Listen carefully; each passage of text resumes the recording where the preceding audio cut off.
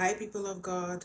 If you can see me, God bless you. So let's talk about covetousness that leads to destiny theft. We'll look at it from a psychological and spiritual reality using biblical insights. So psychologically, what's really happening internally is envy. So envy is grief that turned hostile. Envy is the senior brother to jealousy. So it starts as, I wish I had that.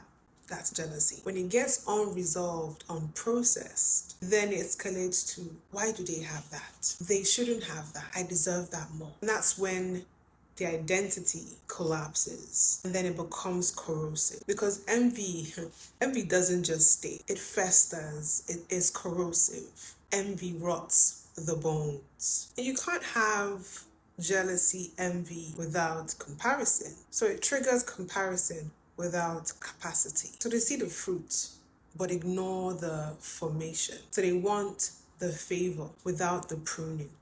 They want your oil without the crushing. So instead of building capacity, instead of being inspired, they attempt to shortcut through association, imitation, sabotage. As it festers, entitlement plus powerlessness sets in, and that equals resentment. So deep down, they feel overlooked.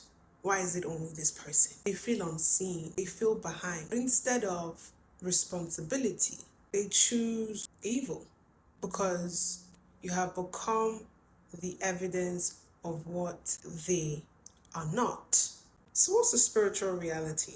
I hear you ask. So envy is one of the oldest spiritual corruptions. It showed up before humans. It showed up in the rebellion of Lucifer. He didn't lack beauty, he didn't lack position, he didn't lack influence.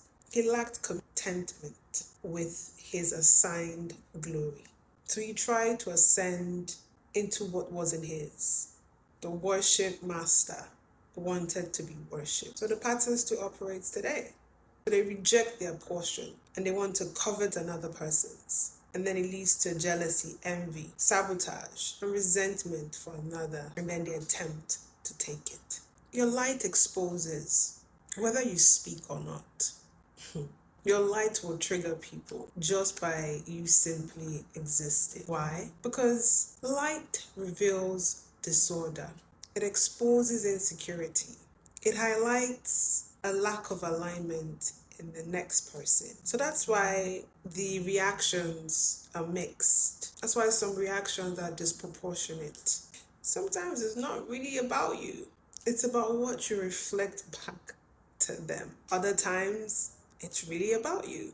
Why does it have to be you? I have a lot going on for you already. Why do you have to have that again to it? Either way, it's a them problem. What about Joseph and his brothers? They didn't dislike Joseph. They resented the favor of God on his life. He had dreams. His destiny was discernible.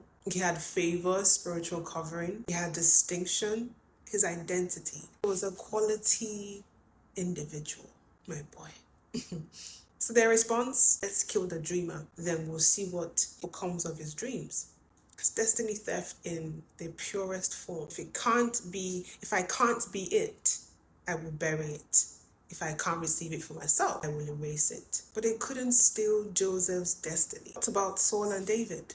Saul had his anointing initially. He disobeyed God. God removed the covering from him. Still had the throne. David had the oil. So when people sang, Saul had slain thousands, David 10,000, it exposed Saul. His response? Surveillance, character assassination, attempted murder. Why? Because envy just does not want what you have. It wants to remove it so it can breathe. What about Haman and Mordecai? Haman wasn't threatened by Mordecai's power. No, he was triggered by his presence and posture. So one man not bowing exposed everything unstable in Haman. So what did he do? He built a system to destroy not just Mordecai, but his entire people. That's escalation right there. That's envy, obsession, and then systemic destruction. What about Jesus Christ and the Pharisees and the Sadducees? This one cut the deepest. It says they handed him over because of envy, not ignorance, not confusion, envy. So from covetousness, they want what you have. So Jesus carried authority without title, power without an institution, favor without permission. And this threatened their entire system, their entire worldview, their entire religious view. So they chose to eliminate the light instead of confronting their own darkness. Therefore, destiny thieves aren't evil caricatures. No, there are people who rejected their own process. There are people who resent grace, people who choose comparison over cultivation of their own light.